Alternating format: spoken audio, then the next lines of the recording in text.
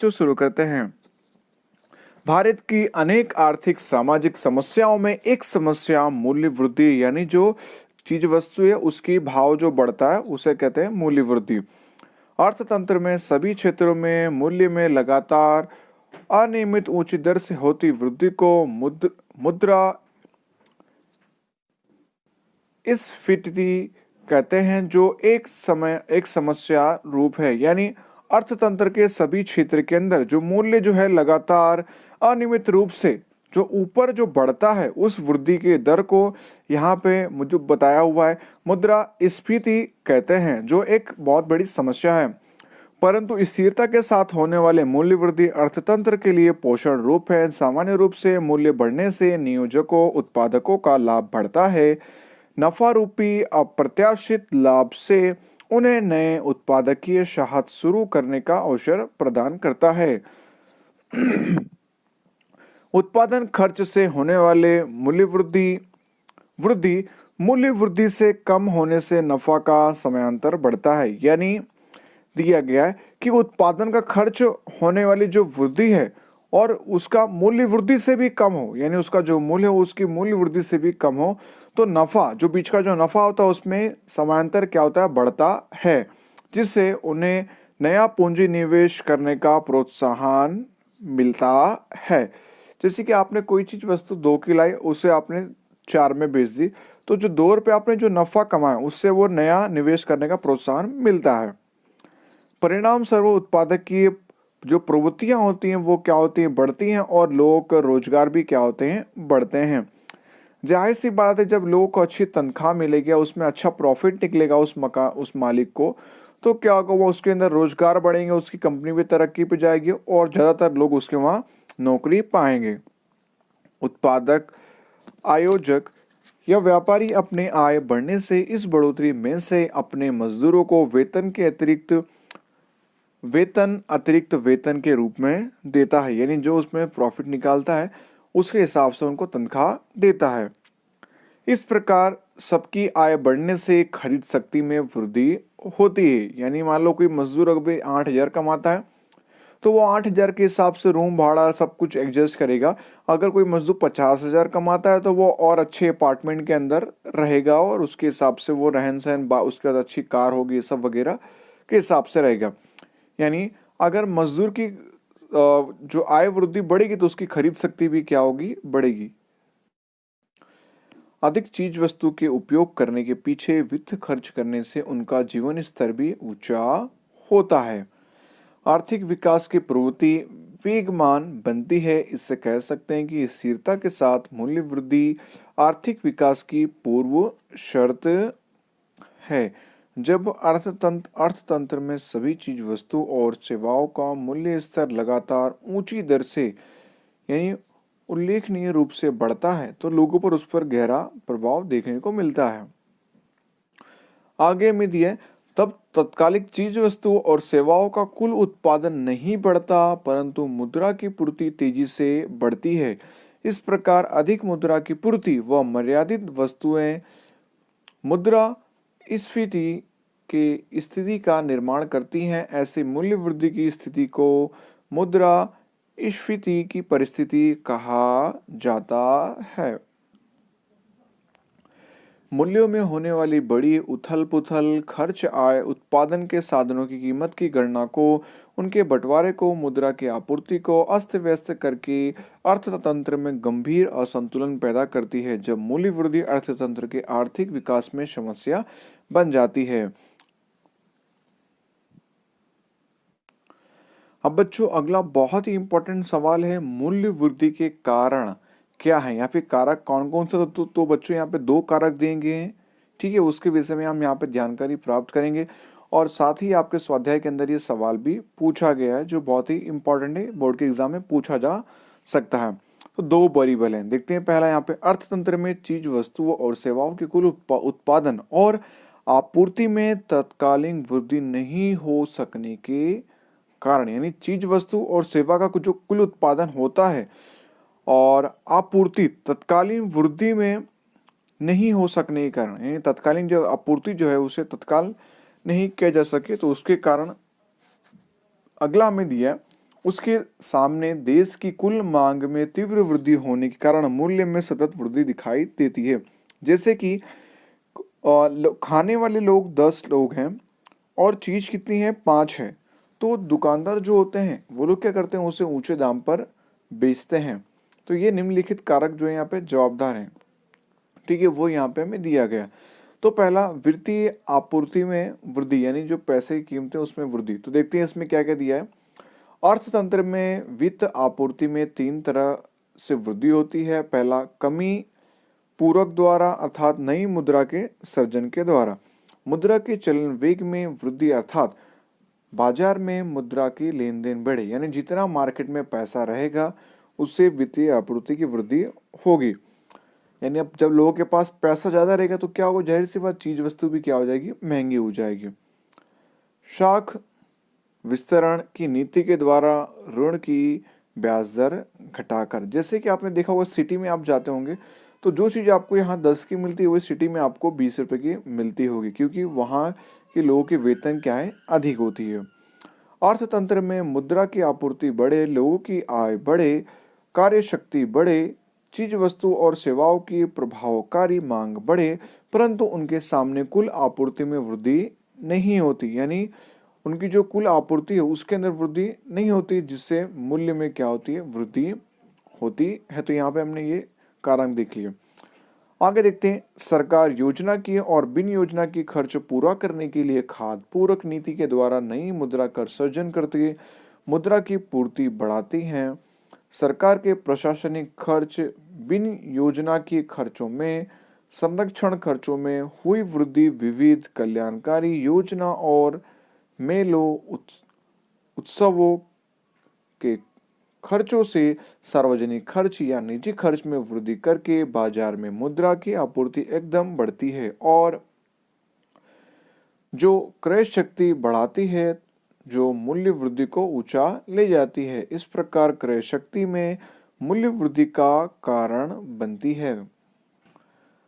सरकार के बिन योजना की खर्च से चीज वस्तु या सेवाओं के कुल उत्पादन में या पूर्ति में वृद्धि नहीं होती, परंतु वेतन वृद्धि या बोनस भत्तों में होने वाली वृद्धि से प्रजा के हाथ में मुद्रा की पूर्ति जो है बढ़े। उत्पादन के साधनों भी बदले के रूप में आय में वृद्धि होते ही आपूर्ति में समान वृद्धि होती है। परिणाम स्वरूप क्रय शक्ति बढ़े, कुल मांग बढ़े, सामने कुल आपूर्ति वृद्धि न होने से भाव वृद्धि का जन्म होता है। इस प्रकार मूल्य वृद्धि वित्त की पूर्ति में हुई वृद्धि का परिणाम भी और कारण भी है। बैंक के द्वारा ऋण पर ब्याज दर घटाकर और बैंकों की नकद आरक्षित मुद्रा में वृद्धि करके बैंक सरल शर्तों पर कम ब्याज की दर पर सस्ते कर्ज या लोन के स्वरूप में प्रजा के हाथ में मुद्रा की आपूर्ति में वृद्धि करते हैं, जो चीज वस्तु की मांग पर दबाव लाकर मूल्यों में वृद्धि करती हैं। तो ये हमने सारे यहाँ पे कारक देखे वित्त की आपूर्ति। तो अब देखते हैं दूसरा कारक क्या है। तो जनसंख्या वृद्धि, भारत में औसतन 1.9% की दर से जनसंख्या वृद्धि बढ़ती है। भारत की सन 2011 में कुल जनसंख्या 121 करोड़ दर्ज की गई थी, जबकि देश की कुल जनसंख्या में हुई तीव्र वृद्धि चीज वस्तु और सेवाओं की मांग में वृद्धि करके मांग आपूर्ति की स्थिति में असंतुलन बढ़ाती है। वस्तु की कमी उत्पन्न होने से मूल्य में वृद्धि होती है। जिस तरह खाने वाले लोग 10 हैं, ठीक है, और कंपनी में मतलब वो और खाने का सामान कितना, सिर्फ 5 ही लोगों के लिए हो, तो उससे क्या होता है, मूल्य वो लोग क्या करते हैं, बढ़ा देते हैं कंपनी वाले।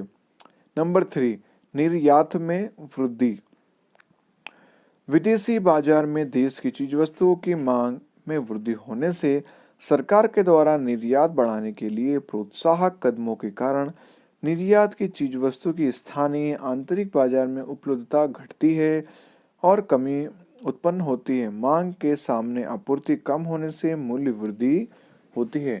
जैसा कि बच्चों बता दूं, अब फिलहाल के समय में अगर जिसके पेरेंट्स का घर का काम चल रहा होगा, चाहे आप सलिया खरीद रहे होंगे या फिर आप एस्ट्रोल का पाइप वगैरह अगर आप कंस्ट्रक्शन काम के लिए यहाँ पे पाइपलाइन उतारने के लिए ले रहे होंगे, तो आपने देखा होगा इन 3 महीने के अंदर आज़ादी से इतना भाव बढ़ गया कि आज तक कभी बढ़ा नहीं होगा। भाव बढ़ा तो है लेकिन भाव कम हो गया, लेकिन फिर भी अभी जो हमारे 3 महीने के अंदर इतना भाव बढ़ा है लेकिन वो भाव डाउन होने का नाम ही नहीं ले रहा। उसका रीज़न क्या है कि यहाँ से जो सारा कच्चा मटेरियल जो है वो विदेश दूसरे देशों में एक्सपोर्ट किया जा रहा है, ठीक है। अब जिससे क्या होगा, हमारे भारत के अंदर उसकी शॉर्टेज होगी, तो शॉर्टेज होगी तो क्या होगा, वो सामान जो होगा वो क्या मिलेगा, हमें महंगा मिलेगा। ये रीज़न है। अब उसका रीज़न क्या है, यहाँ के जो उद्योगपति जो लोग हैं वो विदेश क्यों बेच रहे हैं, उसका रीज़न भी है क्योंकि वहाँ उन्हें अधिक पैसा मिल रहा है और यहाँ उन्हें कम पैसा मिल रहा है। तो इसलिए क्या कर रहे हैं, जो हमारे इंडिया के जो विदेश के जो मतलब इंडिया के जो उद्योगपति लोग हैं वो विदेश में माल क्या कर रहे हैं, यहाँ से इंडिया से एक्सपोर्ट कर रहे हैं। तो ये रीज़न था मेन। इसलिए निर्यात में वृद्धि होने से भी क्या होता है, भाव में वृद्धि होती है। आगे बच्चों हम नंबर 4 देखते हैं, कच्चे माल की ऊंची कीमत पर प्राप्ति। साथ ही इसमें देखते हैं, ठीक है, कच्चे माल की कमी हो, उसका मूल्य बढ़े तो उसकी चीज वस्तु का खर्च भी बढ़ता है। अंत में वस्तु की कीमत बढ़ती है। दूसरी तरफ उत्पादित वस्तुओं के ग्राहक मजदूर प्रजा हैं। विक्रय शक्ति घटने पर वेतन वृद्धि की मांग करते हैं, जिससे संतुष्ट करने पर फिर से चीज वस्तु का उत्पादन खर्च बढ़ने से फिर से मूल्य वृद्धि होती है। इस प्रकार मूल्य वृद्धि का विष चक्र जो है वो चलता रहता है। नंबर 5, काला धन। सरकार को चुकाने पात्र कर में से बचने के लिए कुछ आर्थिक व्यवहार को हिसाबी खाते में दर्ज नहीं किया जाता। कुछ लोग अपनी उच्च आय या अतिरिक्त आय को छुपाते हैं। इस तरह हिसाबी खाते में दर्ज नहीं हुआ और जिस पर कर नहीं चुकाया हो, ऐसी गैर हिसाबी आय को कालाधन कहा जाता है। जैसे जो नेता लोग होते हैं वो अपना क्या करते हैं, टैक्स वगैरह बचाते हैं, छुपाते हैं, ठीक है।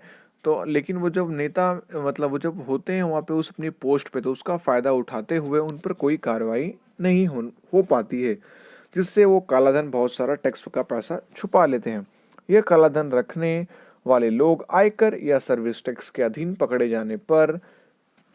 जाने के डर से वित्त का क्या कर रहे हैं, संग्रह करने के बदले जल्दी जल्दी खर्च कर देने की भावना को रखते हैं और अनावश्यक वस्तुएं खरीदते हैं। यह सभी प्रकार का कालाधन मूल्य वृद्धि का पोषक रहा। यानी जो कालाधन है, यानी जब मार्केट में पैसा ही नहीं होगा तो क्या होगा, उसकी मांगे जो फिर क्या होगा, पैसा जो लोग क्या करेंगे, उसका रेट बढ़ा देंगे। सरकार द्वारा मूल्य वृद्धि। सरकार समय समय पर प्रशासनिक आदेश देकर पेट्रोलियम उत्पादकों, जैसा आपने देखा अभी पेट्रोल कितना रुपए, 81-82 रुपए लीटर हमारे सूरत के अंदर है, मुंबई में लगभग 90-92 रुपए लीटर है।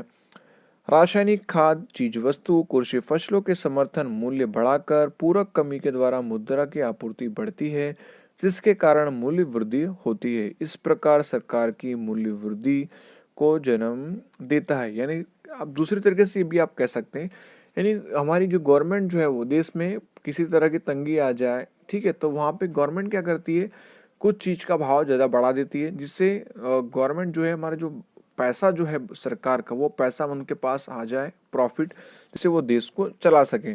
तो इस प्रकार सरकार भी कुछ समय पर मूल्य वृद्धि बढ़ाती है, ठीक है, ऐसे संकट आने पर। नंबर 7 हमें दिया प्राकृतिक कारण। अतिवृष्टि, भूकंप, महामारी जैसी प्राकृतिक आपदाओं के कारण, युद्ध, तूफान, आंदोलन, हड़ताल, औद्योगिक अशांति के कारण, तालाबंदी यानी जैसे कह सकते हैं लॉकडाउन जैसे मानवीय परिबलों के कारण उत्पादन घटता है और उसकी आपूर्ति का विपरीत प्रभाव पड़ता है। आपूर्ति घटने के साथ मुद्रा की मात्रा स्थिर रहने से चीज वस्तु की मांग पर दबाव से मूल्य स्तर में क्या होती है, वृद्धि होती है। जैसा कि आपने देखा अभी लॉकडाउन हुआ था हमारे भारत में, ठीक है, लगभग 6 से 8 महीने तक, तो जिसके अंदर आपने देखा होगा राशन के लिए होड़ लगी थी, जिसमें जो दुकानदार थे उन्होंने खूब कालाबाजारी की, यानी बहुत ऊंचे ऊंचे दाम में सामानों को बेचा और अधिक मुनाफा कमाया। नंबर 8 दिया कर को चोरी करना, यानी टैक्स को चोरी करना, संग्रहखोरी, यानी माल को क्या करना, एक जगह पे बंद कर दिया। जैसे कि मान लीजिए अभी गेहूं जो है, सारा स्टोरेज जो है उद्योगपति अपने अंडर में कर लेना, ठीक है, सारा सब कुछ गेहूं एक ही डिस्ट्रीब्यूटर अपने पास रख लिया और उसके बाद पूरे मार्केट में चावल ही नहीं रहा, मतलब कोई अनाज ना रहा जो उसके पास है, फिर उसे ऊंची दाम में बेचना, तो वो संग्रहखोरी कहलाती है। आगे कालाबाजारी।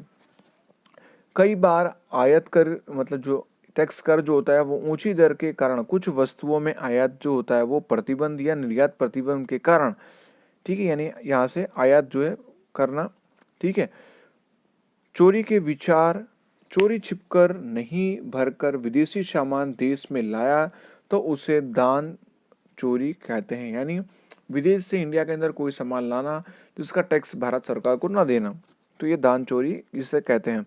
भविष्य में मूल्य बढ़ेगा, ऐसी अटकलें या अफवाहें या आगाही के कारण भविष्य में मूल्य वृद्धि का लाभ उठा सके, उनके सामने रक्षण प्राप्त कर सके, जिससे समाज के सभी धर्म सभी वर्ग, व्यापारी, उत्पादक, ग्राहक वस्तुओं का जत्था कम अधिक मात्रा में संग्रहखोरी करते हैं, जिसके परिणाम स्वरूप वस्तु की आपूर्ति पर दबाव बढ़ता है, कृत्रिम कमी उत्पन्न होती है और बाजार में बहुत ही ऊंचे मूल्य वसूल करके लाभ की मात्रा बढ़ा कर प्रजा का अनुचित लाभ उठाते हैं और जिसे नफाखोरी कहते हैं।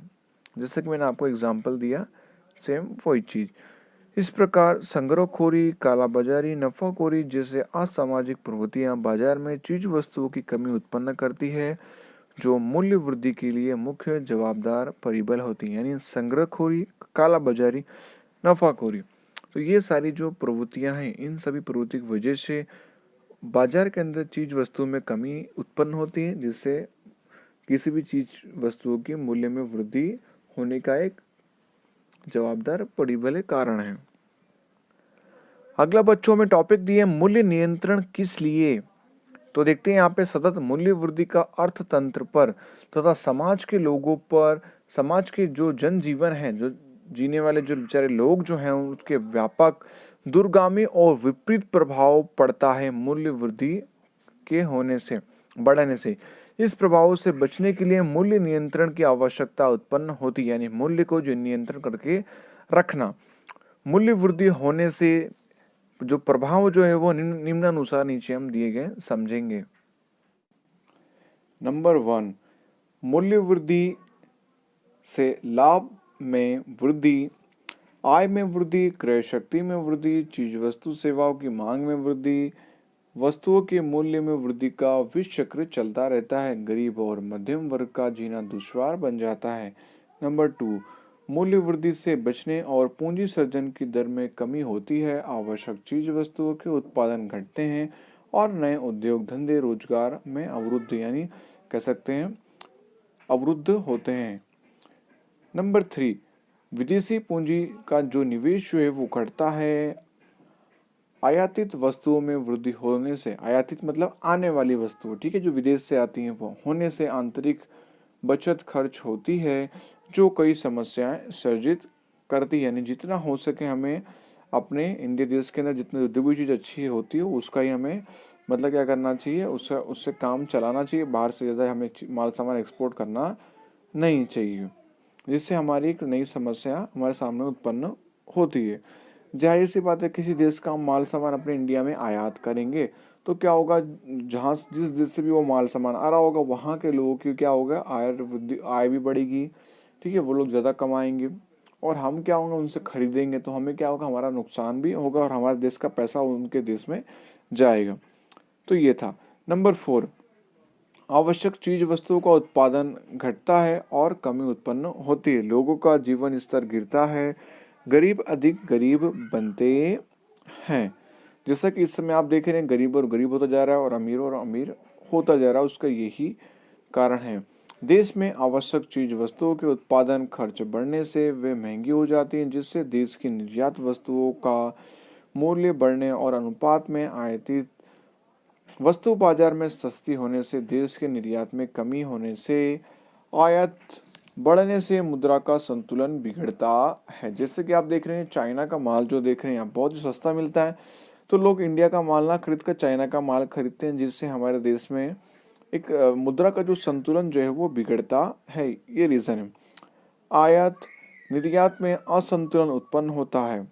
नंबर 6, मूल्य बढ़ने से गरीब तथा मध्यम वर्ग के जीवन स्तर में गिरावट आती है।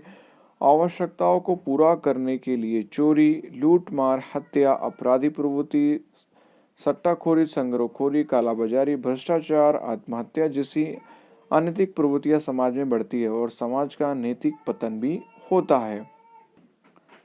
इस प्रकार मुद्रास्फीति रूपी मूल्य वृद्धि अर्थतंत्र में बाधक होती है, इसलिए मूल्य वृद्धि को नियंत्रित में लाना एकदम ही आवश्यक होता है। तो ये हमने यहाँ पे कारक देख लिए। मूल्य वृद्धि मतलब यहाँ पे नियंत्रण करना क्यों आवश्यक होता है, ये हमने देख लिया। अगला नंबर 2 अगर हमें दिया गया, मूल्य वृद्धि को नियंत्रित करने के उपाय कौन कौन से हैं। तो ये भी बच्चों 4 मार्क्स का सवाल पूछा जाता है कि मूल्य वृद्धि नियंत्रित करने के उपाय क्या हैं। ठीक है, इसके 2 उपाय हैं, वो भी हम देखेंगे यहाँ पे। अर्थतंत्र में कुल खर्च लगातार बढ़ता रहता है, लेकिन चीज वस्तु सेवाओं का उत्पादन उसी अनुपात में नहीं बढ़ता, जिससे मूल्य वृद्धि होती है। मूल्य वृद्धि नियंत्रण के लिए सरकार ने विविध कदम उठा दिए। तो पहला वित्तीय कदम नंबर 1 जिसमें दिया, भारत की मध्यस्थ बैंक अर्थव्यवस्था में से वित्त की आपूर्ति कम कर देती है, जिससे लोगों की उपयोगी वस्तुओं का वित्तीय खर्च की वृद्धि पर अंकुश लगता है। ठीक है, इससे वस्तुओं की मांग घटने से क्रमशः मूल्य भी घटते हैं। यानी यहाँ पर क्या होता है, जो लोगों की उपयोगी चीज वस्तु है उस पर वित्तीय खर्च जो होता है उस पर क्या लगता है, यहाँ पे अंकुश उस पर लगा देते हैं। तो जिससे क्या होता है, लोगों की मांग घटेगी तो उससे उनका मूल्य भी क्या होता है, घटता है। यानी जो चीज़ ज़्यादा चलती है मार्केट में उसका भाव क्या होता है, ज़्यादा हो जाता है। तो इसलिए उस पर क्या करती है, गवर्नमेंट अंकुश लगा देती है। तो जिससे लोगों की मांग घटती है तो उस पर क्या होता है, उस चीज़ वस्तु का रेट भी घटता है। मध्यस्थ बैंक के द्वारा ऋण नीति में ब्याज दर ऊंची की जाती है। यानी जो मध्यस्थ जो बैंक होते हैं उनकी जो ब्याज दर होती है वो क्या होती है, ऊंची की जाती है, जिससे लोन या ऋण महंगा होने से अनावश्यक पूंजी निवेश, सट्टा की निवेश जो क्या होता है, बंद हो जाता है। यानी जो लोग लोन और ऋण महंगा होने से पूंजी निवेश और सट्टाखोरी ये सब क्या होती है, इस पे प्रतिबंध लग जाता है, क्यों उनका ज्यादा ऋण लगेगा। दूसरी तरफ ब्याज की दर बढ़ने से लोगों की बचत वृद्धि में वृद्धि होती है और डिपॉजिटों में विविध बचतों में निवेश बढ़ता है। इस प्रकार फंड प्राप्ति के अभाव से संग्रहखोरी, सट्टाखोरी बंद होती है और नफाखोरी पर अंकुश लगता है। नंबर 3, बैंक दर में वृद्धि होने पर बैंकों को ऋण दर बढ़ानी पड़ती है, जिससे ऋण की मात्रा घटती है। अगर ऋण की दर बढ़ाते हैं तो उसकी ऋण की मात्रा क्या होती है, घटती है, जिससे ब्याज बढ़ने पर सट्टाखोरी में से अतिरिक्त वित्त खींचकर अर्थव्यवस्था में बचत के रूप में वापस आता है, जिससे पूंजी सृजन की दर बढ़ती है, नए धंधे रोजगार के क्षेत्र खुलते हैं।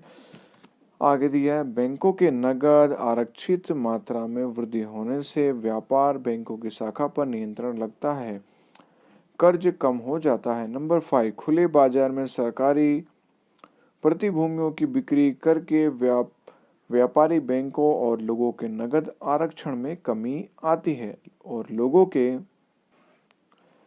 पास वित्त की आपूर्ति घटने से उपयोग खर्च घटने से मूल्य अंकुश में रहते हैं। नंबर 2, राजकोषीय कदम सरकार के द्वारा उठाया जाने वाला मूल्य वृद्धि को कम करने के लिए।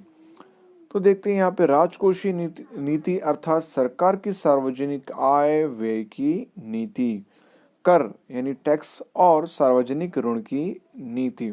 नंबर 1, सरकार जितना संभव हो वहां तक अपने खर्च में कमी करके देश के कुल खर्च में कमी करके वित्त की आपूर्ति घटाती है। जिन योजनाओं पर अधिक मात्रा में खर्च होता हो, तत्कालीन व लाभदायक न हो, ऐसी योजना को स्थगित करती है सरकार। प्रशासनिक खर्च में मितव्ययिता और अनावश्यक खर्च में कमी करती है। नंबर 2, कर की नीति के अधीन सरकार मूल्य बढ़ने पर लोगों के पास व्यय करने योग्य रकम की आपूर्ति घटे। इस उद्देश्य से चालू करे यानी जो रनिंग टैक्स जो होता है उसमें वृद्धि करती है। आयकर, कंपनी पर संपत्ति कर अधिक बढ़ाए जाते हैं, निर्यात पर नियंत्रण लगाया जाता है और आयातों पर अधिक मात्रा में कस्टम्स ड्यूटी लगाकर आयातित वस्तु महंगी होने से, यानी इंपोर्ट वाली वस्तु महंगी होने से आयात क्या होता है, घट जाता है।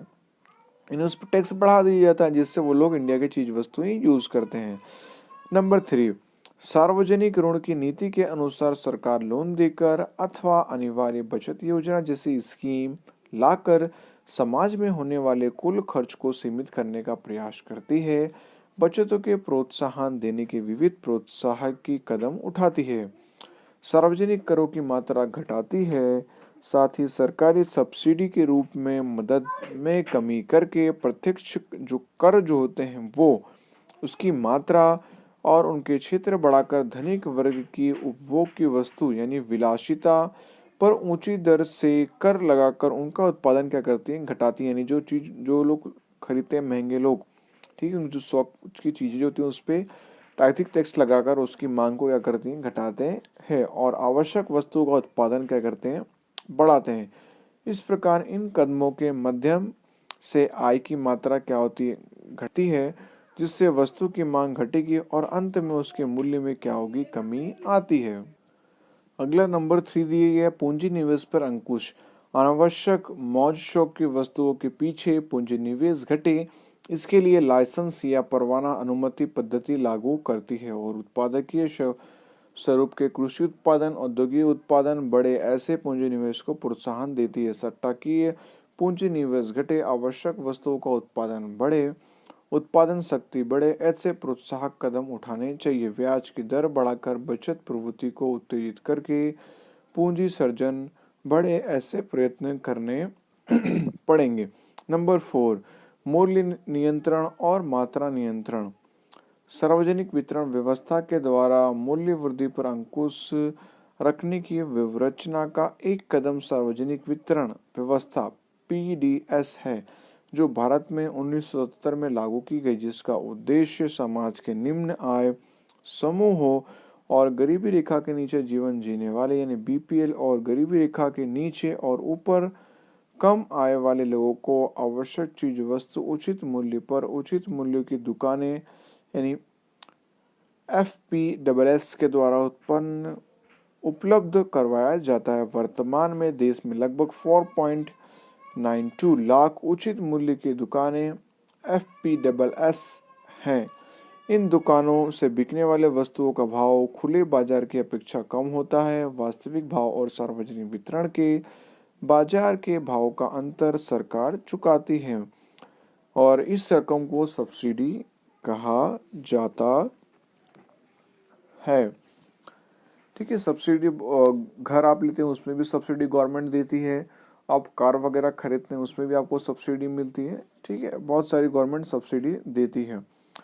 कृत्रिम कमी, संग्रहखोरी, कालाबाजारी में मनचाहे मूल्य बढ़ाने की परिस्थिति में गरीबी रेखा के नीचे जीवन जीने वाले लोगों के जीवन स्तर को टिकाए रखने में यह सार्वजनिक वितरण प्रणाली यानी पीडीएस आशीर्वाद स्वरूप बनी है, जो मूल्य वृद्धि को अंकुश में रखती है। इस व्यवस्था की सफलता के आधार अनाज वितरण और वितरण की व्यवस्था के लिए कुशल और कार्यक्षम प्रशासनिक तंत्र, पारदर्शी प्रशासन और प्रामाणिक दुकानदारों पर होता है। नंबर 5, मूल्य निर्धारण तंत्र। संग्रहखोरी, सट्टाखोरी को नियंत्रण में लाने के लिए आवश्यक वस्तु के मूल्य को उचित स्तर टिकाए रखने के लिए वह बाजार में आसानी से मिलती रहे, इसके लिए सरकार आवश्यक वस्तुओं के मूल्य निर्धारण का कार्य करती है। व्यापारियों से ऊंची निर्धारित मूल्य पर बाजार में वस्तु बेचने का आग्रह करती है। सरकार मूल्य स्तर को स्थिर रखने के लिए आवश्यक चीज वस्तु की धारा 1955 में अमल में लाई है। जो व्यापारी सरकार के द्वारा निर्धारित मूल्य के आधार पर अपना माल सामान नहीं बेचते यानी उससे ज्यादा भाव में बेचते हैं तो उनके विरुद्ध इस धारा के आधार पर कार्रवाई करके दंड दिया जाता है। यानी जो लोग सस्ती चीजों को ज्यादा महंगे में बेचते हो, जो रेट फिक्स किया उस पर ना बेचकर अधिक भाव में बेचना, तो उसके लिए भी आप कंप्लेन कर सकते हैं। संग्रहखोरी, कालाबाजारी, सट्टाखोरी के विरुद्ध अभियान स्वरूप prevention of anti social activities act यानी पासा के अधीन आवश्यकता पड़े तो कानूनी रूप से गिरफ्तारी की जाती है। मूल्य वृद्धि को रोकने के लिए व्यापारियों के गोदामों में रखी चीज वस्तु को जत्थे का नियमन, चेकिंग, स्टॉक पत्रक, भाव पत्रकों को पेश करने संबंधी कानूनी व्यवस्था, उसका उत्खनन करने पर सख्त दंडनीय कार्यवाही के द्वारा मूल्य वृद्धि को रोकने के प्रयास किए गए हैं। सरकार ने अब तक प्याज, कपास, सीमेंट, खाद्य तेल, पेट्रोल, डीजल, रसोई गैस, केरोसिन, चीनी, एल्यूमीनियम, लोहा फौलाद, रेलवे किराया आदि के मूल्य निर्धारण तंत्र के आधार पर निश्चित किए हैं। कुछ जीवन रक्षक दवाओं के मूल्य भी इनके अतिरिक्त निश्चित किए गए हैं और मूल्य वृद्धि को रोका गया है। तो इस तरह का एडवर्टाइज भी देखने मिला होगा आपको, जागो ग्राहक जागो। इस प्रकार मूल्य वृद्धि को रोकने के उपाय एक दूसरे से स्वतंत्र हैं, अलग नहीं, परंतु परस्पर आधारित हैं, जिससे छूट-फूट एक दो कदम उड़ाने के बदले सर्वग्राही कदम उठाए जाएंगे तो ही निर्धारण परिणाम प्राप्त किया जा सकेगा। अगला हमें दिया जागो ग्राहक जागो। आज प्रत्येक व्यक्ति किसी न किसी तरह से ग्राहक या बाजार के समान लक्षणों वाली अनेक ब्रांड की असंख्य वस्तुएं मिलती हैं। वस्तु की विविधता, विकल्पों वाली अनेक उपयोग वाली वस्तु के संबंध में निरक्षर और अनजान ग्राहकों को संपूर्ण ज्ञान या जानकारी नहीं होती। उत्पादक और ग्राहक के बीच अनेक बिचौलिए होने से ग्राहक का विविध रूप से शोषण होने लगता है। अब बिचौली क्या होता है बच्चों, आपके मन में ये एक सवाल पैदा हो रहा होगा। तो जो मंडी के अंदर जो रेट फिक्स करते हैं तो उसे बिचौली कहा जाता है। जो बिहार में जो लोग होते हैं वो उन्हें बिचौली कहते हैं बिहार के अंदर। ठीक है बच्चों, तो बच्चों मिलते हैं अगले वीडियो। इसका सेक्शन यानी जो सेकंड पार्ट जो है वो